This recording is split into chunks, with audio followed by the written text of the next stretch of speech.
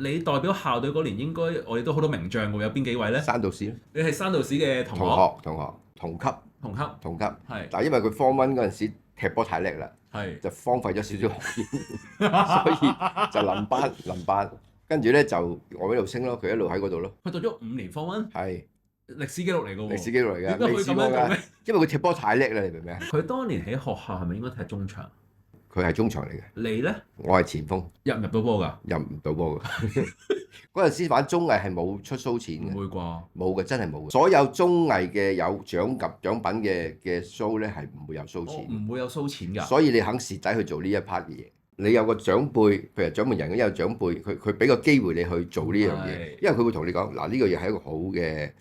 即係一個好嘅幫到你嘅嘢嚟嘅，係咪先？咁但係你要蝕底啲嗱，係冇錢嘅。我哋始終一個運動嘅 podcast 咧，就呢個問題唔係我問嘅，係監製 Sam 哥想問嘅。梗係問啦。係啊，佢就問你有冇試過玩過多人運動？有都冇啊！你未試過喺其他節目承認過？冇人問過你應該係。冇人問過我。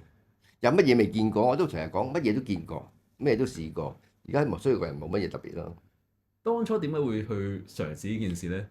意外嚟嘅都係。究竟師兄情人節你係點樣過嘅咧？得24個鐘頭。冇錯啦，情人節係陪情人嘅，唔係陪屋企人嘅。明唔明啊？明。所以情人節我係自由㗎。哦，即係情人節係屬於你自己嘅。梗係啦，你係我身邊嘅女人啊嘛，已經係愛人啊嘛，即係老婆啦嘛。老婆係唔應該過情人節嘅，老婆係過300婦女節或者女神節。